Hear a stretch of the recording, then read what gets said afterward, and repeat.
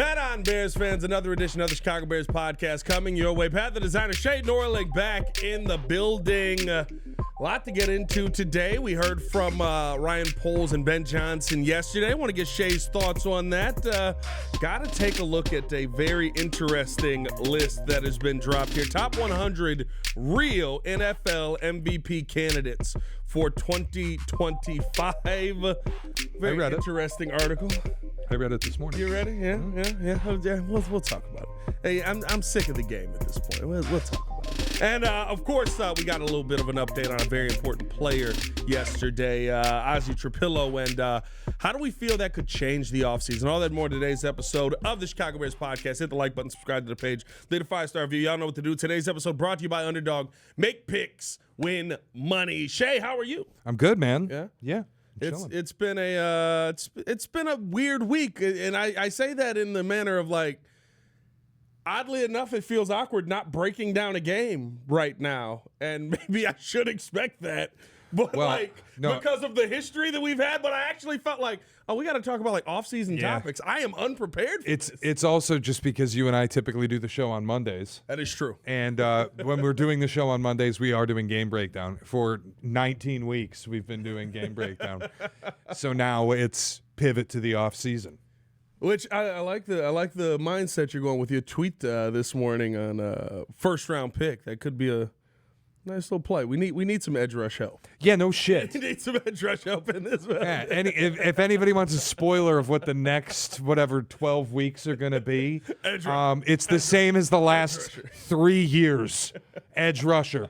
Will we have a prayer circle this offseason? I'm not committing 25 yet. 25 is a little low for a prayer circle. I'm not committing yet. Yeah, well, no, I mean, it's not. Like, I can still put a prayer circle together for the player that I want at 25. The problem is, early on, I said I was putting a prayer circle together for David Bailey. Yeah. The Bears played themselves way out of David Bailey range.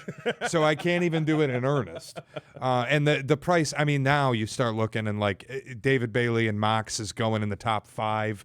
The price to go from good call. I just looked. I was like, what the heck is it doing there? The price to go from 25 to 5, if he's even available at 5. I mean, it's insane. If a world opened up where, like, the 10th pick is up and Bailey's still on the board, then I'd maybe pick up the phone if I were Poles. But the reality is it's like you don't need to go fuck them picks mode yet.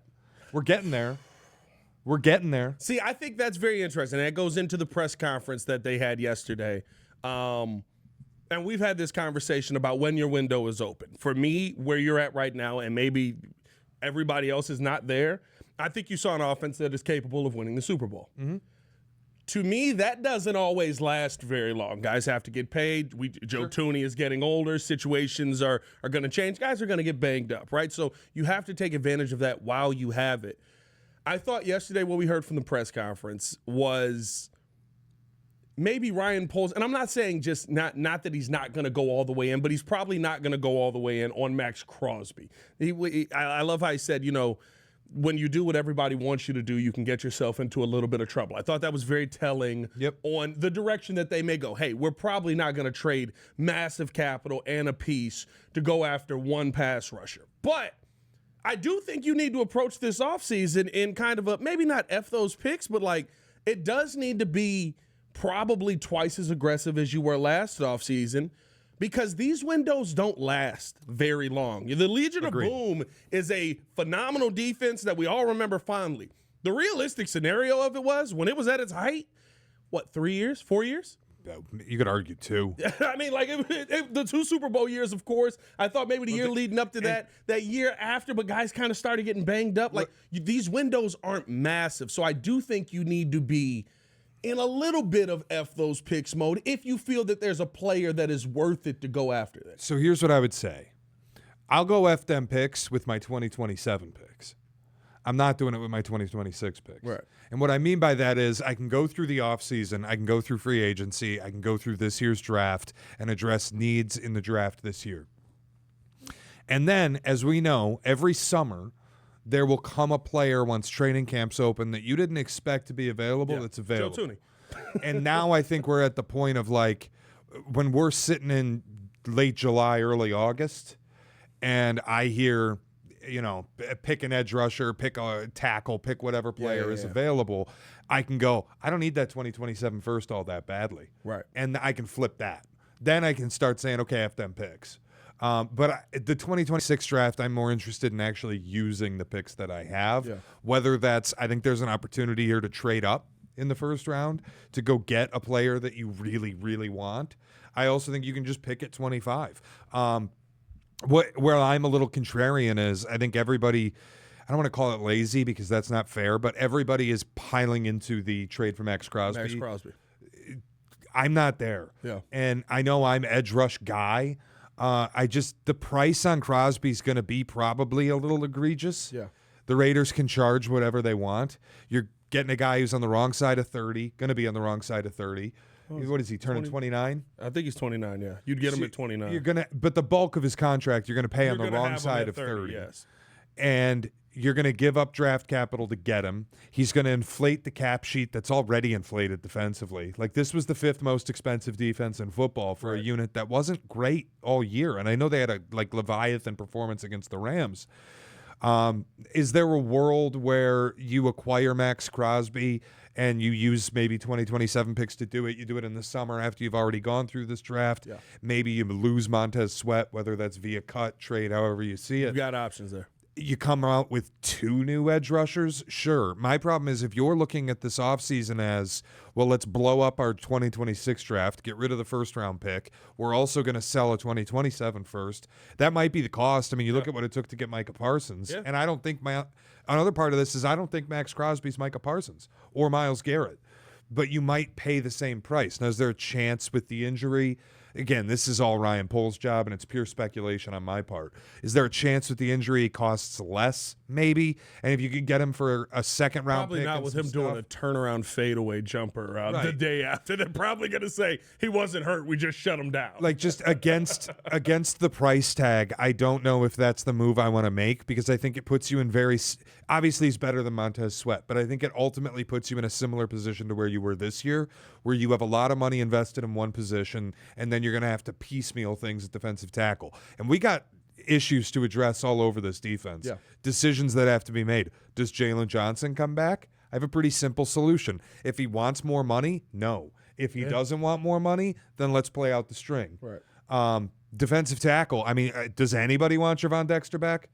Does anybody want Big Bill back? Big Bill's gone. You know what I mean? By the end of the season, and it made me sad because I don't know what happened. Like, you know how you see guys like they get into that mode and that's their identity, right? He was the big guy that can move. And then by the end of the season, probably because of injury, but he looked big. Yeah. He looked bigger than Big Bill. Yeah. And it was like, oh, it's over. He can't chase anyone anymore. So I think there's a lot of things that need to be addressed that make it difficult to go, well, we're going to commit, $35 million to Maxx Crosby. Here's the part that I do think would be different in this scenario than where you were this season. One, the production, obviously, right?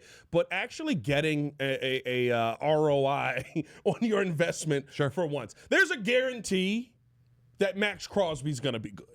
There's a guarantee, right? Because there's so many different directions that people are talking about going. I know Trey Hendrickson is still possibly an option if he walks away from the Bengals, although I guess if they just want to say, we hate this guy, they could technically franchise tag him again if they wanted to. But, to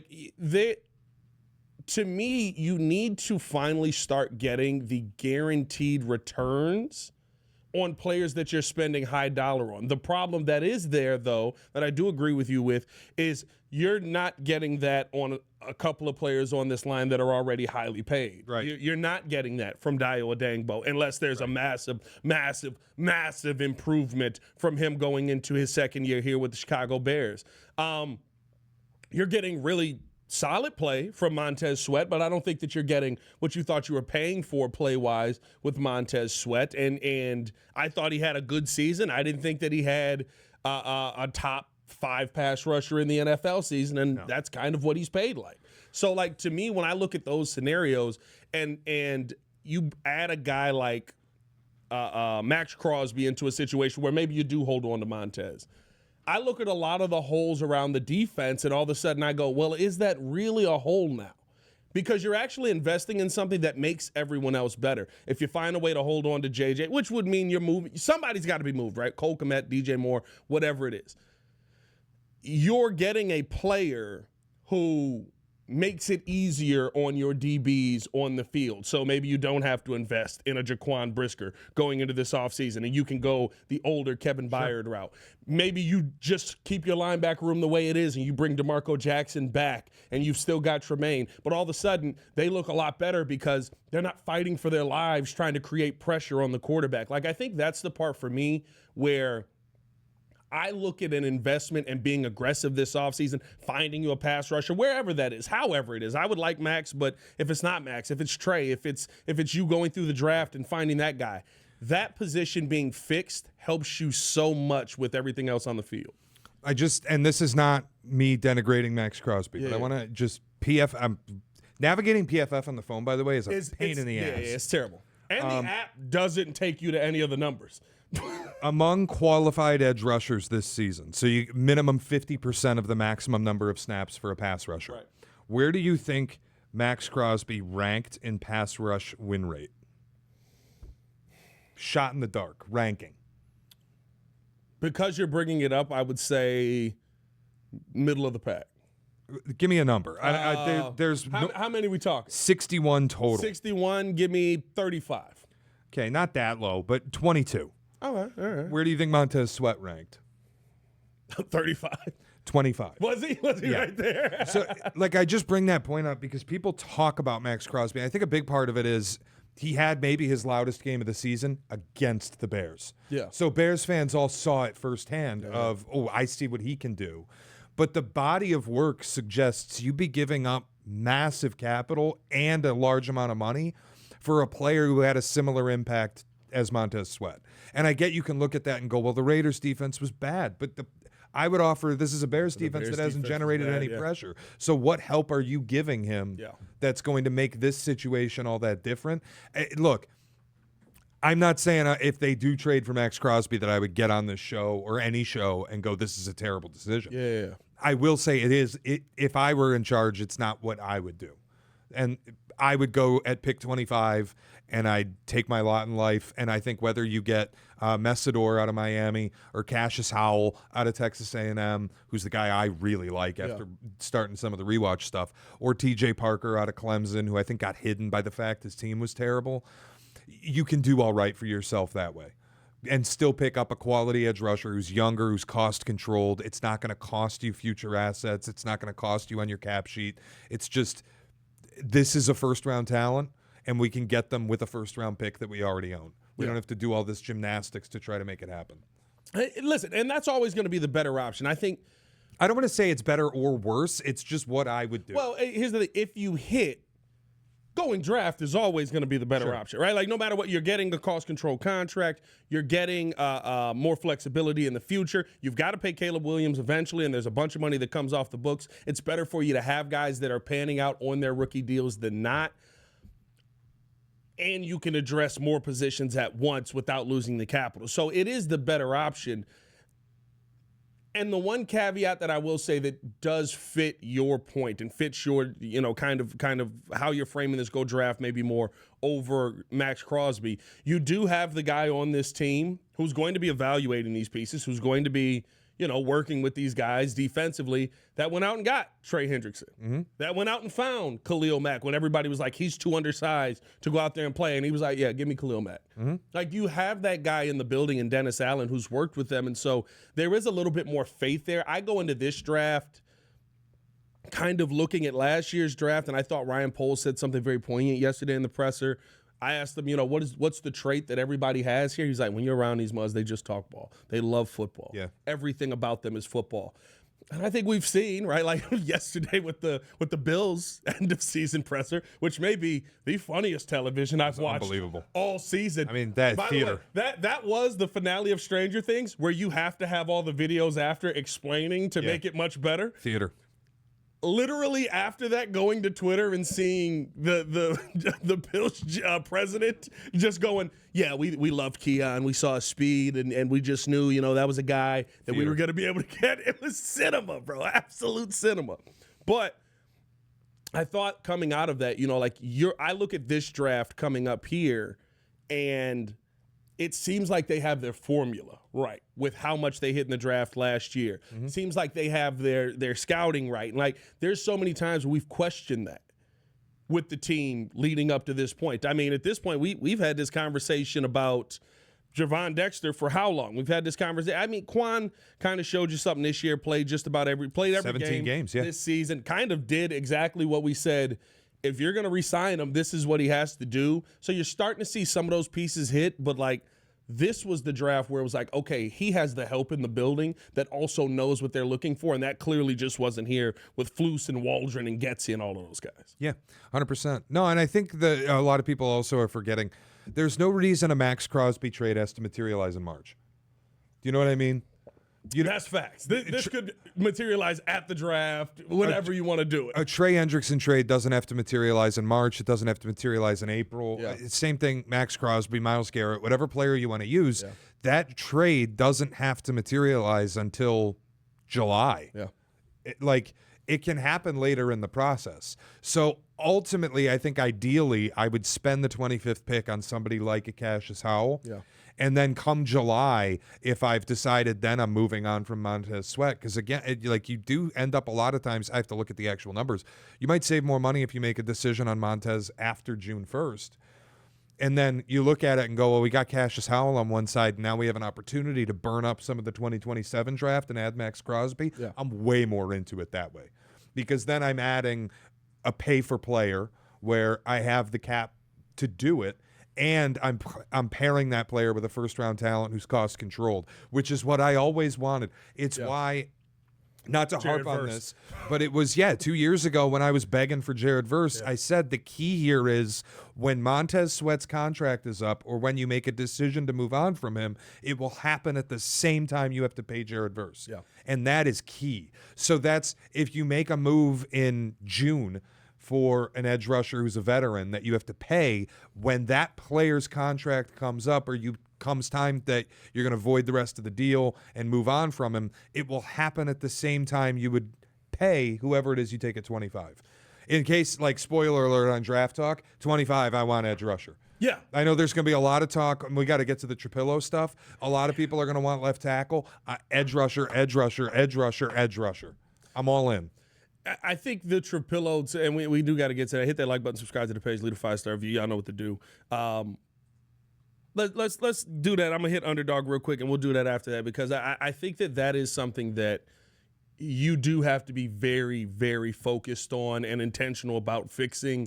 Maybe not fixing, but having an answer at this offseason. The guy that you drafted to be your left tackle who showed limited exposure, but exposure at the position that he was really good at left tackle is dead. Yeah. For all intents and purposes in 2026, he's dead. Yeah. And so we'll see what ends up happening there.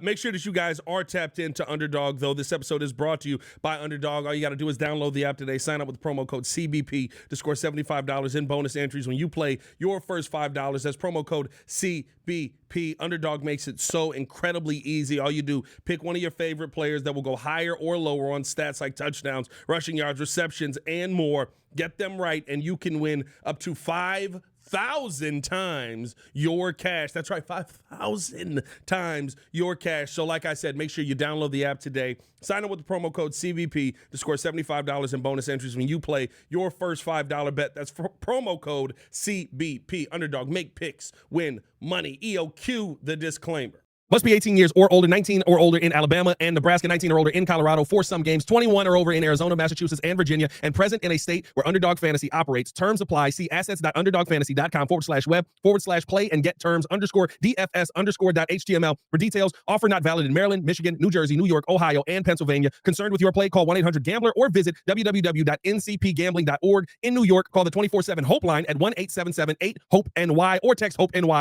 467-369. I love that my husband's so handy. He leaves more money for the important stuff. Whoa. Gosh darn it, Steve. Oh. Don't be like Steve. Call Avondale Roofing. DIY is for Pinterest, not your roof.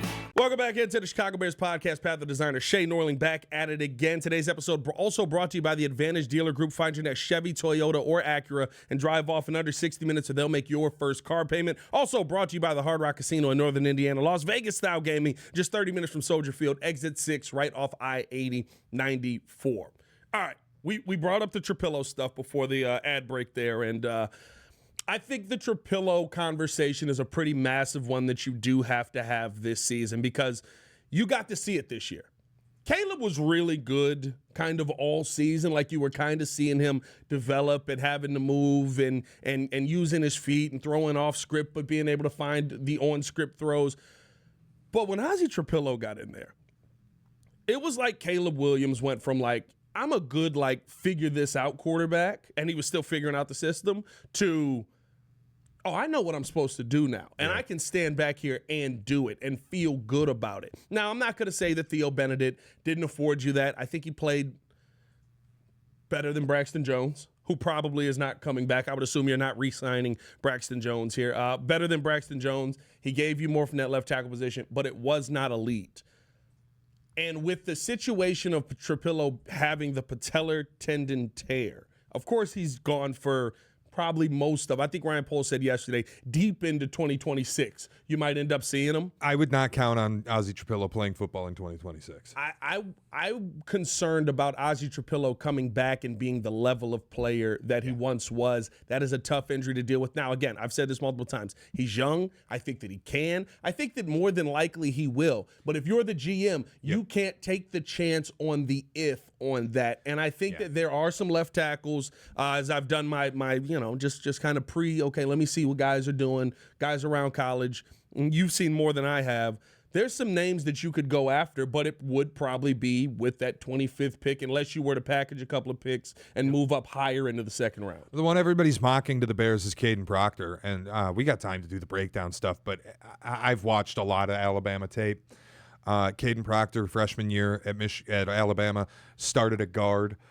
He was not great in the Michigan game. He was blocking air sometimes, missing assignments, whiffed on Josiah Stewart in the critical play. Josiah Stewart weighs 100 pounds less than he does. If you go back and watch a lot of the tape, he's great at the start of games, fades pretty hard in the second half and certainly the fourth quarter, which, I don't know, I think has to do with the fact that he's 380 pounds. Could be. He's a big boy. I think he plays a little smaller than his size. If he were 340, I'd love him. But 380, I struggle with it. And it's like, is that the guy I want to spend the 25th pick on? Look, the Bears have options available to him. I don't think you can reasonably count on Ozzy Trapilo being available in 2026. And I do think if you're running a team, it has to be in the back of your mind, is he going to play football again? Just period. You have to do that with the numbers on the injury, whether we think, I believe Ozzy can come back. Listen, I believe I can fly too. It was a great song. Yeah. You know what I mean? If I jump out the window, I'm probably going to hit the ground. Keyword was a great song. It's still a great song. I mean, listen, Robert did all those things. R. Kelly was making bangers. Remix to Ignition stays on at the Pat the Designer barbecue. Listen, Robert was doing those things. I don't know about Robert. R. Kelly was making bangers out here. No, it's just, I think there's an option where, like Ryan Poles has told us in the past, that he feels comfortable if he needs to move Darnell Wright around the line. He thinks he can. So I do wonder if there's a little bit of Darnell Wright showed he can be an elite tackle, just period, tackle. He did play a couple of snaps at left tackle and looked fine. Can we move him to the left side and kind of piecemeal our way through right tackle with a Theo Benedict, or sign a free agent, or like a second, third round pick instead of going premium for a true left tackle out of college? I think that's an option that's available to them. And it's, again, like, you start weighing all the holes that are on this roster, and there are holes. I know they went to the divisional round, but this is far from a finished product. You start weighing them, and I value addressing what's needed on defense more than I do on offense, and I think the options available to them to kind of plug holes on the O-line, having a guy like Joe Thuney, having a guy like Drew Dalman, what Jonah Jackson showed this year, I think you can get through that more easily, where on the defensive line, you just need dudes. So I'm spending as much of my capital on that as I can. I think what's tough is, right, and it depends on, what you think of the player, how you feel like you can develop him here. listen, Dan Richard came out firing on Darnell Wright when he first got here, and I think most of us early in the season agreed with the commentary of Darnell's great when he's locked in, and then there's these times where it's just like, what the heck is happening? Dude, the start of the season, Darnell Wright was straight up bad. At some point, a switch flipped where he started playing like an all-pro tackle. And you saw the development there, but you have to see those traits in a guy to invest in him that high in the draft, right? But, like, I do think that you can't leave this offseason because a lot of the conversation is just stopgap it, figure it out. You'll see whatever, you see this season at one of the tackle positions, whether you move Darnell or not. Maybe you sign a veteran that's been out there and knows it and can be a stopgap for you for 1 year until Ozzy gets back. And I'm not mad at that plan, but that is a very Ozzy's coming back no matter what plan. Yeah. I would love to live in that world. I think if you see somebody in the draft who you feel, like you said, oh boy from Alabama, he was kind of what Darnell was. Darnell locked in very early. Later in the game, you'd be like, yo, you can't miss that block. If you can develop that, get the most out of him, maybe have him shed 40 pounds. It's a lot to ask, man. Although I will say this. Who's old boy that's the right tackle for the Rams? That's a mammoth of a human being on that right side as well. Yeah. I saw that during the game. I was like, Jesus. I didn't realize how big he was until you see him lined up against Montez Sweat. But, like, to me, you can't just think this is a stopgap year. You know what I mean? It has to be, hey, this is a part of the future of your team possibly because you don't know if you're going to get Ozzy back. And one thing that's very important, and you saw it this season, you do need that left tackle to be out there. It's why you kicked Joe Thuney out to left tackle during that game, which may say a lot about the Theo Benedict experiment. You know what I mean? I thought Theo would get the start. They said, no, we're going to play Jordan McFadden, who literally hasn't played a snap this year. But that is... And we're going to put Joe Thuney at left tackle. I don't want to overreact to one game of tape, but Jordan McFadden beat some ass. Like, I was really impressed. I was shocked. I mean, opening drive, you watch Jordan McFadden, he's beating the shit out of guys. Yeah. And part of it is fresh legs because he hasn't played, but part of it's also you're just good at football. Yeah. Again, I don't want to overreact to one game of tape. Finished the game off an ankle injury. But it adds to the optionality available on the offensive line. And I think the key is you went into this season, you went guard, center, guard, and you have such a legitimate interior. Do I need to invest a first-round pick at left tackle right now while I have issues to deal with on the defense? I feel like I don't. Yeah. I mean, listen, you could stopgap it. Again, we could be in a scenario where we're in the draft next season if you maintain your pick and you can draft a left tackle then. I just feel like if you identify a guy that is that, you never go wrong investing in the offensive line. I agree. And the one thing I will say, I think it's true on both lines of scrimmage, though. 100%. I don't think you can ever have too much D-line. I don't think you can ever have too much O-line. 100%. But, like, I think that with the defensive line, you've also got some guys who Shamar Turner started to show us something and then immediately got hurt. It was like he got comfortable. He started looking good. You're like, okay, I'm seeing some penetration here. Immediately got hurt. I don't know if it surprised you at all. Dom Rob on the interior looked pretty good. Yeah, I'm good. In that Ram game. You good on that? Yeah, you good I'm good. That? I saw a couple of plays. I'm like, look at him penetrating. I'm good. You good? All right, don't worry about it. Listen, I've been here. Been burned before by a couple of hot plays. I've been here before with Dominique Robinson, man. The first Niners game, people were like, whoa, we found something. And then he was on a milk carton basically until the Rams game. You never saw him again. And Flus literally stopped playing him.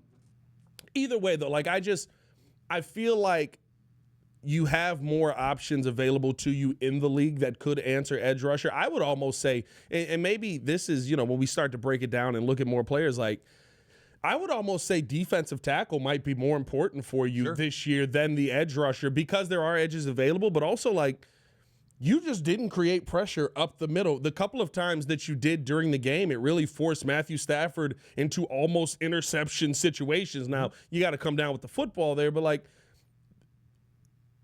we saw a lot from this defense as far as takeaways this year. We saw a lot from this defense as far as turnovers this year. The only way, and you're probably not going to be that high the way you were with that crazy of a margin, but the only way you're going to replicate a defense that could take the football away like that next year is if you create that pressure from the interior. Well, and that's the key for me is, and I've said it all year, is I can't count on the turnovers being what they were this year, next year. I can't. That always regresses. And I know people get really pissed off when you start hearing about regression indicators. I would just say where I stand, there are people doing what I think is irresponsible, where they're coming out and saying, look, Bears had a bunch of comeback wins. They got a bunch of takeaways. They're a clear regression team. You can take 3 wins off the table automatically. And I'm like, well, hold on a minute, because I can agree that the Bears have regression indicators. You're probably not going to win 7 comeback games. Yeah. You're probably not going to take the football away 35 times. Yeah. Like, those things are just not going to happen again. But what I can also say is I think you will be a better and more complete team that probably wins in the range of 10 or 11 games again. Yeah. Like, you will regress and improve at the same time, and water will find its natural level that you'll win the same number of games. When I have heard a couple of people on that, like they're going to take a step back next year, and it's like, okay, so you don't believe that the relationship between Caleb Williams and Colston Loveland gets better? Well, you don't believe that the quarterback improves next year. You don't believe that knowing the offense more is going to help this team next year, and you don't believe that they're going to invest in the defense enough for them to improve on that side. Because the one thing we can say, you had an opportunistic defense. Now, you may lose Al Harris. That's concerning. But, okay, no, listen. That's concerning. I think turnovers are going to regress whether you have Al Harris or not. Sure. And it's not like he's calling up the scheme. Ultimately, I think I'm going to enter next season with more toys for Dennis Allen to play with. 100%. And that's the important thing. But I'm glad.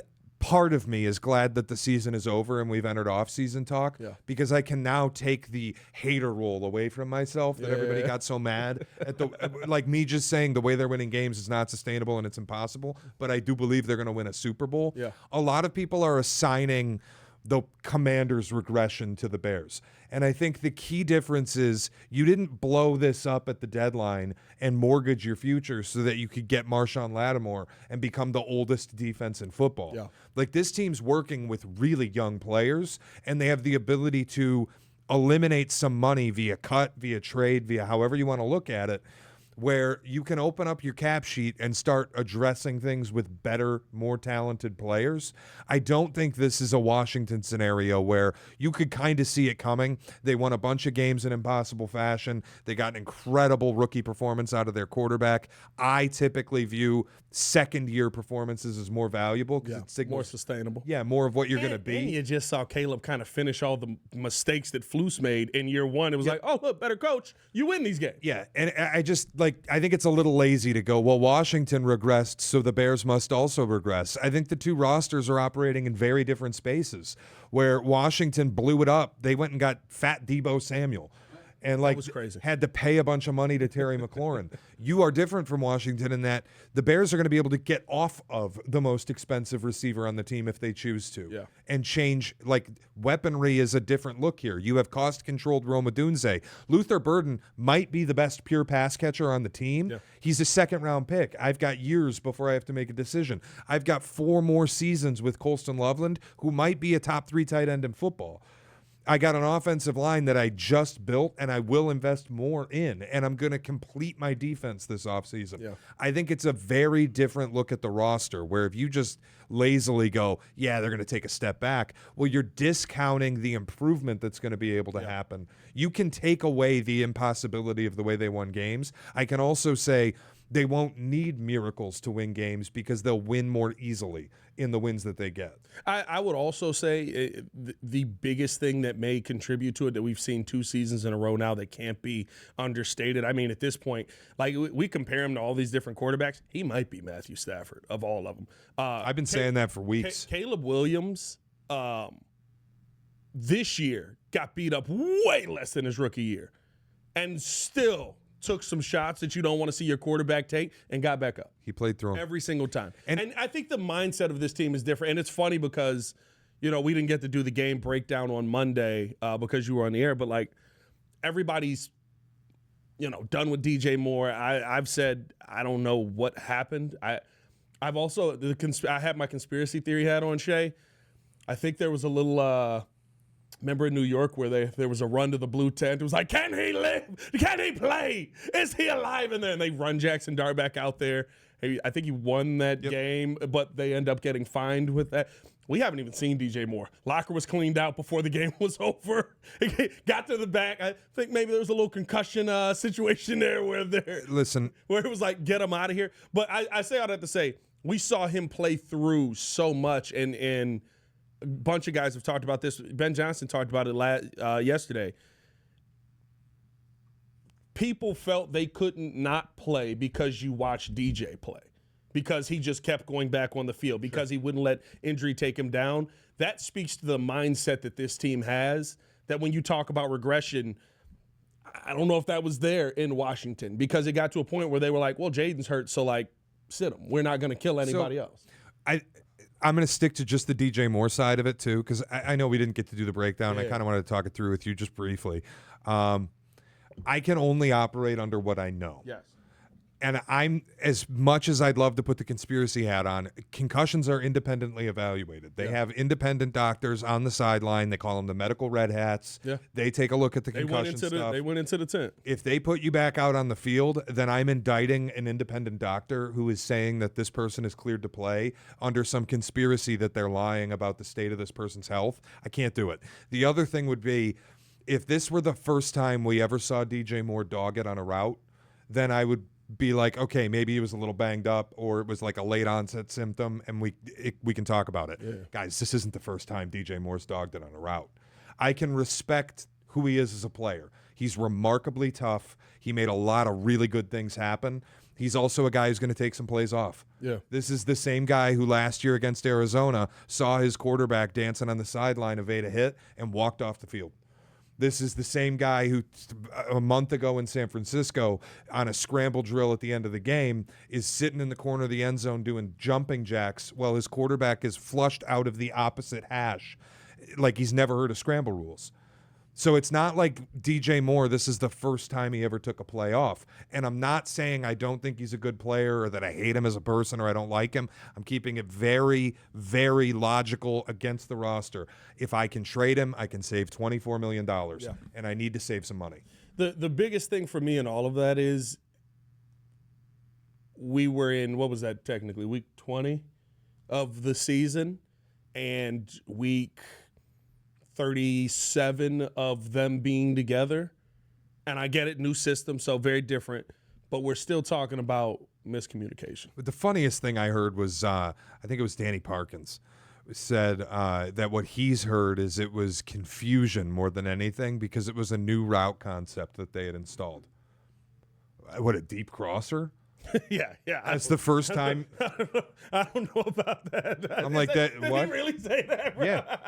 I saw the video clip yesterday on social media, and Parkins is like, yeah, it was a new route concept they had installed. I'm like, a sail against a deep crosser? That's the first time they've ever heard of that concept?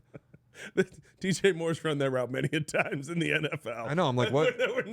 We're not taking that away from him. Like, okay. That's my only issue, though, with it, honestly, is I feel like we said miscommunication so often with Caleb and DJ, and we don't do that with number ones. I mean, maybe there was one time, end of season, there was one with Chase and Burrow where they said it was a miscommunication. Burrow throws the game-sealing pick.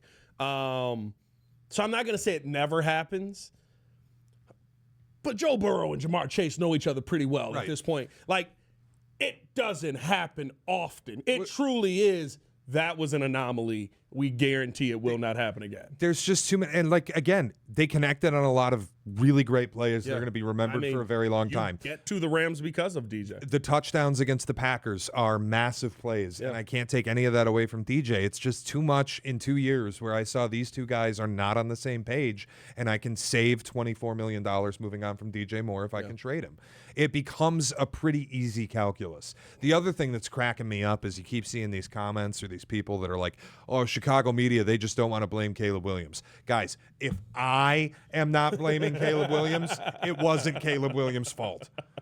I'd be happy to blame Caleb if I thought it was on him. Listen, it isn't. I look at how Ben Johnson went into that press conference yesterday, and I listened to NFL players around the league. And by the way, like, there's certain NFL players that, like, was Acho one of the ones who was like, Caleb can't throw this ball here. I've said this many times. He's teeth and takes, guys. Like, you gotta keep Sam Acho in his place. When Terrell Owens, Owens, Sam Acho is here. think about this. When Terrell Owens That's the one. and Chris Collinsworth are two players who are openly dogging a guy who plays the position they played, we might be able to come to a conclusion it was a receiver issue. Yeah, I think Steve Smith too was on the DJ. You got to run this route a little harder. What's going on here? Like, you don't think it'd be easy for wide receiver Chris Collinsworth on the broadcast to go, shouldn't have thrown that ball. Instead, he's openly criticizing the receiver. Now I will say this, though. We did see something that I thought I'd never see. We saw a man crush transfer live on screen there from Chris Collinsworth, from Patrick Mahomes to Caleb Williams. Well, don't be surprised if in the coming weeks you hear that throw right there, that looked like a Caleb Williams throw right there. It'll never happen. Now here's a guy. It'll never happen. I'm telling you, dog. It'll never happen. Watch the transfer of a man crush. Nope. I'm going to tell you why it will never happen, because Collinsworth is like a robot where he has done it so much now. He's like a trained artificial intelligence where anytime he sees a good throw, he's been conditioned now through years of training and learning to just call it Mahomey.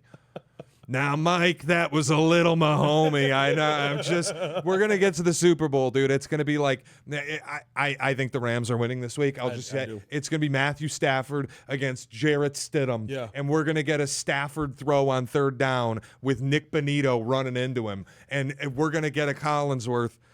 I know Matthew Stafford's not a mobile guy, but Mike, that's a little Mahomey, that throw. I mean, it's no look. It's only him and Patrick Mahomes who can do that. It was hilarious to watch. And by the end of it, I take the word of the players that have played the game, the coaches that have been a part of the game in higher regard than the Twitter coaches that are out there that are, trying to put it on Caleb Williams and saying he can't throw this pass here. He's beat on this route, yada, yada, yada. We've seen Caleb throw some amazing passes. That I think if DJ runs the right route, you see that. And there's 2 interceptions in the playoffs that speak to that. The part that I do put on Caleb is the miscommunications mean that you haven't let people know, right? Like whenever you say, well, we just weren't on the same page. Buddy, you're the book. There is no different page than you. Yeah. And I think that that's the part where we saw it a little bit in the Green Bay Packer game. I do think that they got better on the details moving forward, but it was a details issue that cost you winning that Rams game. And so, like, the part that I do want to see Caleb improve upon going into next season is there is no other page. I'm the book. Whatever page I'm on, you're on. You can't be on a different page because guess what? You don't get the football if I don't get it to you. Yep. Well, and look, I still think he's got to improve the accuracy. Sure. If I'm Caleb, I'm throwing 1,000 passes this offseason. I got to get better at the intermediate stuff. There's nothing he can do about Rome lazily trying to catch a perfectly thrown touchdown pass, just a seed on a simple post route, and Rome's like doing a pirouette and kind of lazily brings his arms over and just drops it. Nothing you can do about that. That was a good throw. What you can do is make a better throw on 4th down where you have an open receiver, I think it was Colston Loveland, and you airmail him, and it turns into an arm punt. There were a couple balls I thought just totally uncatchable because he overthrew where his receiver was in the end zone. It's been an issue in the red zone. The one interception I really put on him is not seeing the sail defense. Like the guy drops into that sail route. He just never saw it and threw it right to him. The accuracy has to improve a little bit. I get the drops have been an issue. Ben Johnson said it. We got to do a better job catching the football. You saw him go. I think he sided with his quarterback in all of this. Yeah, well, of course he is. And I think that they have a really good relationship, which is important. It's a part of the reason I believe in this going forward. Yeah. But you got to put some balls on the numbers that were either behind or over the heads of receivers this year. I think you have to limit, because there are going to be overthrows. You have to limit when they come. Yeah. And that's how you overcome your receivers being top 5 in the NFL in drops this year. I felt like it hadn't been so much of a problem for a long time, and then it popped up again during the Rams game where it was like, okay, we're missing some throws we should be making. Here's the one thing I'll say that I want to see him improve upon too. And I think the Theo Benedette going out for a catch really screams that. A little touch. Just a little touch. Yep. Just a little touch. Well, that was in the 5 to 10 yard. You didn't need to fire that at Theo. Theo didn't deserve that. the fourth down airmail. I mean, he threw it 1 billion miles an hour. And I'm like, well, if you're going to throw it that hard, you can't also throw it 15 feet in the air. Yeah.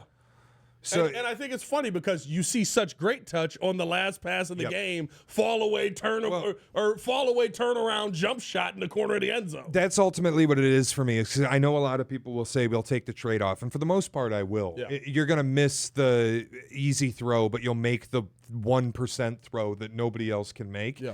I want him to be able to make those throws. I don't want him to need to make those throws. And I think if you could just hit some of the easier ones, you wouldn't need that 99th percentile throw nobody else can make to win the game at the end. No, yeah. Bottom line is, like, if you're more efficient in the red zone and there were some passes there, listen, there was also Rome just had a bad all-around game. If he makes a block like Swifty walks Kind in, of had a bad all-around season.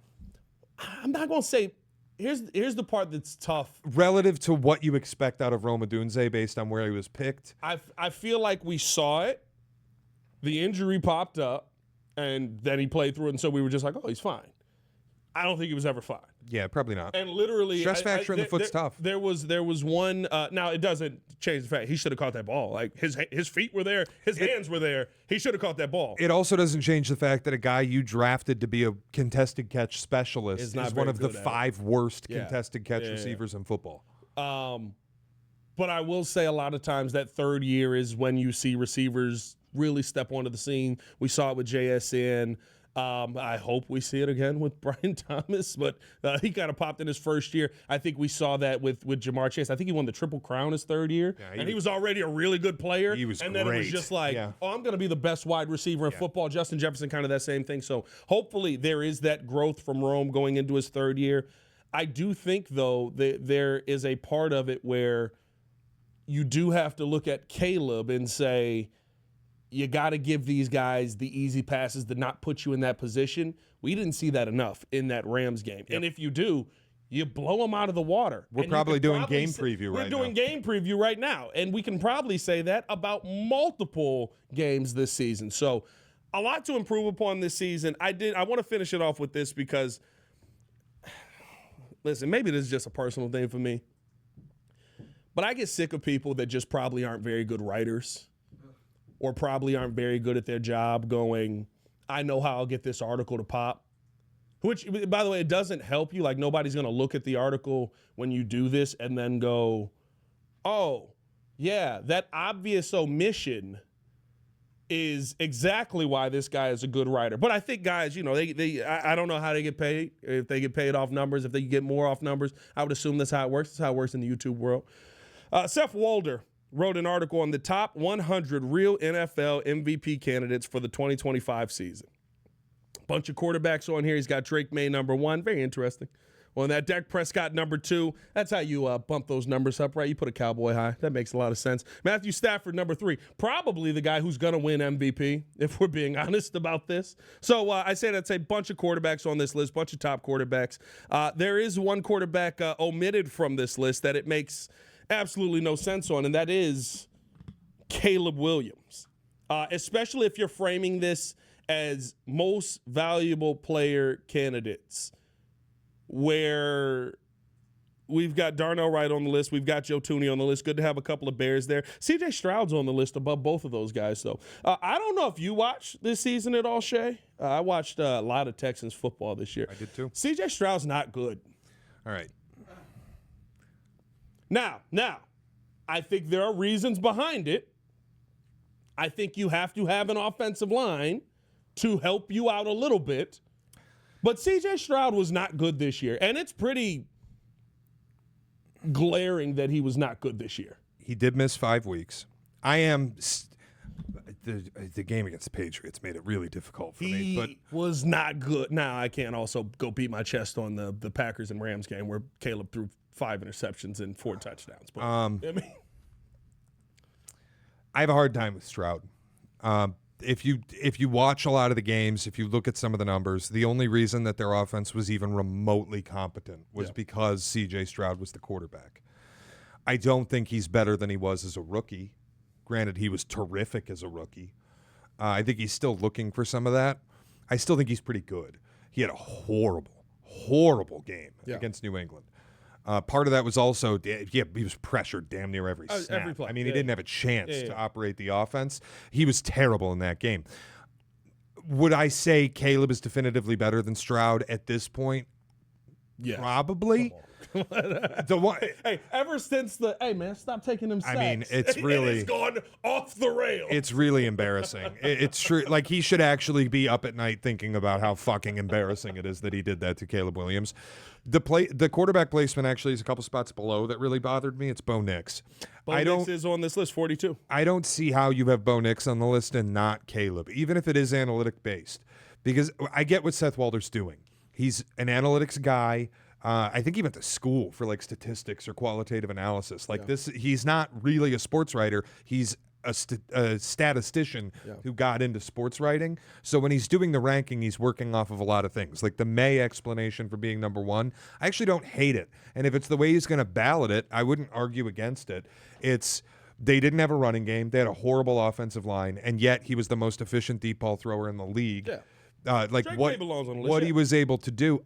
I think you're splitting hairs when you're talking Drake May 1 or Matthew Stafford 1. Yeah. And I kind of get the Dak thing. Dak 2 is crazy. Come on, dog. Well, I would just say, if you look at the numbers, like Dallas had a top 5 offense. They did. The only reason is because of Dak Prescott, who was incredible this year.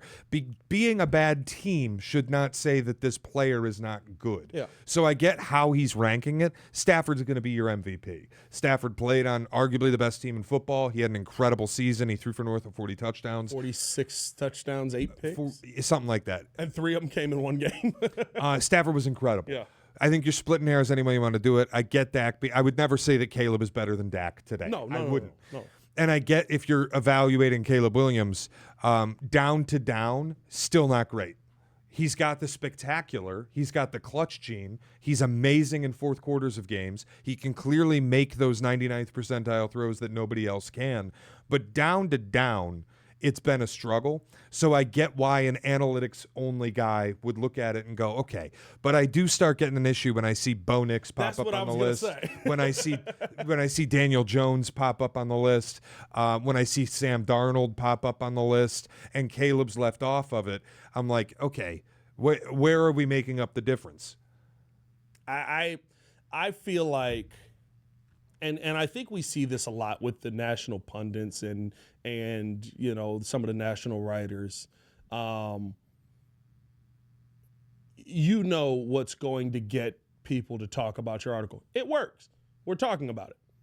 You know what's going to get Chicago's blood boiling. But I feel like off of the season that you're coming off of right now, this is actually just sad. Because Caleb Williams showed you a ton this year. You don't have, like, one thing we can definitively say, you don't have 11 wins without Caleb Williams on the field. And I think he is one of the most valuable players to his team no matter what. Even if we want to go the analytical route. Bo Nix ain't an analytical darling. In fact, it's literally, he's not very good if you go into the advanced analytics, and he actually kind of holds his team back.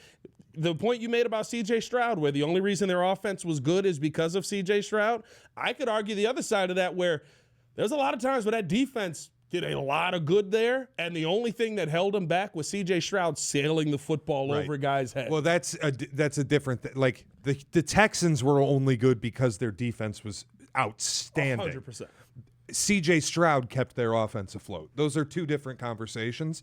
I still think Stroud. Listen, I'm not here to do Stroud apology tour because I think Aikman said the quiet part on the broadcast. He hasn't gotten better, and there's a reason for it. We all know the reason. You're too busy doing podcasts, smelling your own farts, and not busy enough getting better at football. I thought you were going to say Amber Rose. I've about had it with C.J. Stroud hopping on any podcast he can to tell the world that he's a top 5 quarterback in football. How about you go play fucking football? Yeah. I'm done. Like, now, he at this point. That last year again, didn't he? Yeah, he did. If I'm the Texans, I'm having the same conversation with him. If I'm DeMeco Ryans, I'm pulling him aside this offseason. Like, the exit interview was simple. CJ, no more podcasts. Yeah. No more telling people how great you are. Get in the fucking gym and get great. We can't hear it anymore. How you're Mahomes. We can't hear it anymore. Yeah, he does. What was it? He said it on like a Madden thing. He was like, Stafford me. Yeah. And me was quick. Like, I respect Stafford. But No, it was Stafford, me, Mahomes. Mahomes. There was the Instagram story where it's like, who are the best quarterbacks in football? And it's like Mahomes, Lamar, myself, Josh Allen, Matthew Stafford. And I'm like, yourself? What the hell are you? Were not better than Josh Allen. What are you talking about? I love the Yeah, but there's a difference between confidence and a Delusion. guy who isn't willing to develop because he thinks way too highly of himself. Yeah. I think his rookie year inflated his ego a little bit. I think the moment with Caleb Williams is representative of it, where he thinks he's the league's hottest shit and he gets to tell everybody how great he is and give everybody advice. None of that shit anymore. We're good. Like, I don't get this twisted that I'm doing defend CJ Stroud stuff. I think Caleb should be on this list. Yeah. I'm just saying, analytically, I get why, if you're looking down to down, you might come away and think, okay, Caleb's doing a lot of miraculous stuff, but I don't know how sustainable it is. Yeah. My argument back would be, you don't get to 5,000 total yards, 30 total touchdowns, limit the turnovers without being a generally good player. Yeah. I can admit that he has flaws. He is inaccurate. But I can also admit he's spectacular at not taking sacks, and he can do things nobody else can do on a field. And is So breaking NFL records. We have to, at some point, acknowledge, pretty fucking good player. Yeah. He literally, like, here's my thing. I get it, right? Like, all of it, the inaccuracies, those are things that have to be fixed. I'm not saying you're wrong. Through 1,000 passes in the NFL, he is now the leader in interception, in fewest turnovers thrown. Yep. For 1,000 passes. He is setting NFL records this season. Well, and it's also because, like, Jordan Love, I think, checked in at 5th on the list. Yeah. And listen, I am a Jordan Love defender. I think he's a very good quarterback against what I thought of him at the start, where I said, I think this guy's going to be no good. Yeah. He has proven me wrong. He's in a run-heavy offense. I think his play caller limits him. When he's throwing deep balls, he's one of the best in the league. He's wildly efficient. Because he's in a run-heavy offense, he's limited in how often he gets to throw the football. He's incredibly efficient when he does. He's weird like Stafford, too. Like, he's really good against the blitz, but he's not good with pressure. Well, nobody's good with pressure. No, but there like, isn't he's a quarterback. really good against the blitz. Like, he's like, what, is he top 3 against the blitz? Quick decision-making, high football IQ. Like I said, he's efficient. He doesn't turn it over. I think his play caller limits him more than anything. But there is also a certain point where you go, yeah, he's an EPA cowboy, but how come every 5 games I turn him on and watch him, I'm going, oh, why isn't he a bigger part of this offense? Yeah. Listen, it could be.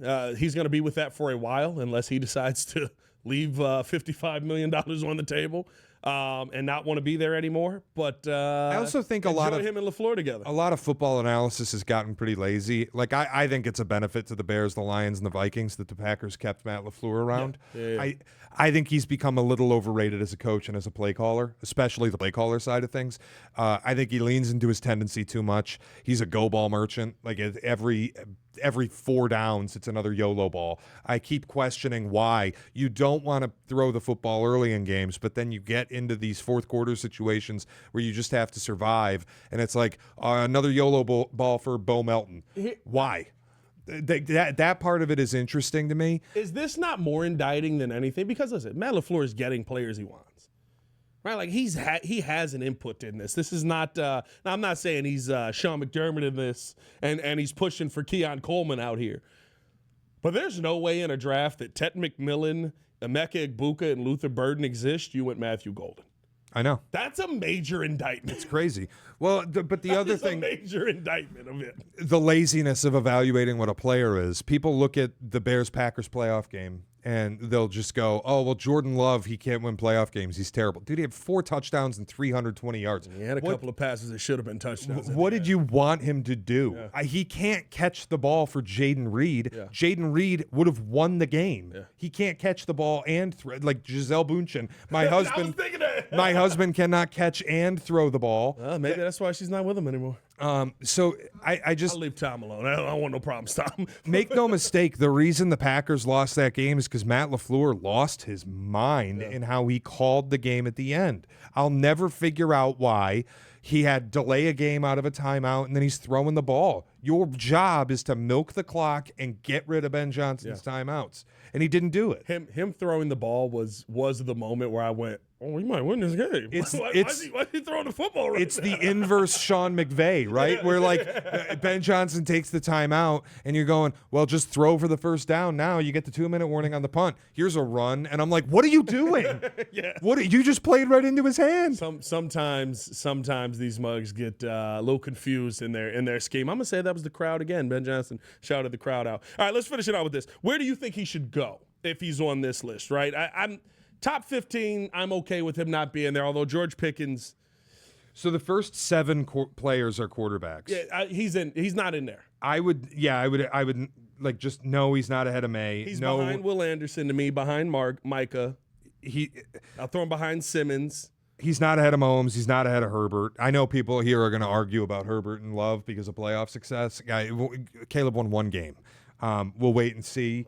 One more. Like we could get one more. Now, one more than Herbert. If Mike McDaniel shows up there, oh, that's the fear. Yeah, listen, that might be the one. JSN, no. Obviously, Puka, no. Garrett, no. Will Anderson, no. Micah, no. Jeffrey Simmons, no. Kyle Hamilton, no. I'm scrolling more. Like I'm not going to go through every player. Yeah. Lawrence, I thought was great this year. Is Laramie Tunsil a little high on this list? 24 for Laramie Tunsil. He was good. Trey McBride, 20. I'd probably be fine. You want to slot him in somewhere in the 30. Like if you want to sandwich him somewhere between Jared Goff and C.J. Stroud, I think I could get behind that. I can see that. Jared Goff's at 33. Stroud's at 37. Honestly, Kobe Turner, Kamari Lassiter, both firmly ahead of Caleb for me. Yeah. You could make an argument on Leonard Williams. I'd probably just bump 36. Stroud down a spot and slot Caleb right there. Stroud down a spot. It's crazy. Him being on this list is, I get it, but like, I thought you had to win a lot more to get this level of love. Because the rest of the quarterbacks on the list are Daniel Jones, Baker Mayfield, and Sam Darnold and Brock Purdy. I'm pretty comfy with Caleb ahead of all of them. Yeah, and I think that's the part for me that let's not do this offseason.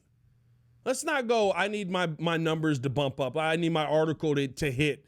Let's poke fun at the Bears and conveniently forget that Caleb Williams was a part of this team, and then you come out with, usually these are the guys that end up on the national TV, and I don't know if Seth will, but usually then it turns into you trying to make a point to defend a take that's just an asinine take at this point. Listen, I love Ryan Clark. Ryan Clark yesterday, Tom Brady, Peyton Manning, and Drew Brees aren't generational quarterbacks. Okay. What? Yeah, you didn't see that? Ryan Clark went on First Take, and he was like, these guys aren't generational quarterbacks. It's like, oh, okay. That's the hill you want to die on, huh? Let's not do that. I get it. I got it when we were the doormats of the NFL, and I was like, guys, just try to ignore it. This is what you do with a doormat. You step on it. Chicago Bears aren't the doormat of the NFL anymore. I keep it simple for me, man, and I wonder if it's hit a lot of Bears fans yet, but I think this is the key, and whatever people want to say about your quarterback, fuck them. Like, yes.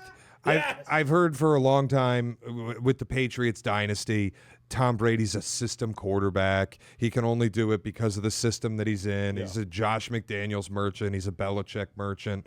He's not as good as Peyton.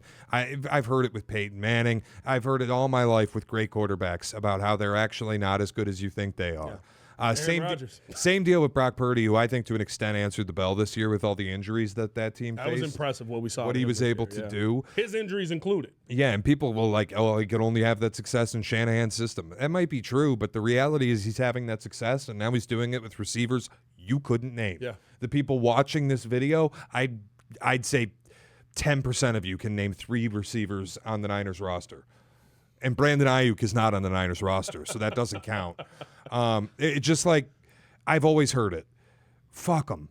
The reality, if you're a Bears fan, is you get to watch this quarterback play for a decade, and that has never been true in Chicago. So just feel good about that. Feel really good about it. And it is going to be a fun offseason. I think that the Bears, I've said this, I think you've got a combination that wins multiple championships, and that's not often said around this NFL. I think you've got a top 3 tight end. I think you've got a top 10 quarterback. that wins you multiple championships, and they're going to grow and they're going to get better together. That is the point guard center combination of the NFL that we've seen Brady, that we've seen Mahomes, that we've seen Breeze, that we've seen Manning. Yeah, Manning, I'll throw him in there. That we've seen Elway with Shannon Sharp. Like those are the ones that you look at and you go, oh, that's why you end up getting to multiple Super Bowls and finding your way consistently in the playoffs. You have that relationship. Just grow that this offseason. You're going to be I think the Bears might be an incredibly dangerous team. And always remember, Colston Loveland was a Shea guy. Yeah. He was top 3 on the Shea Guys of He's 2025. a big Shea guy. Shea Guys 2026. Best Michigan player I've ever seen. Just relax.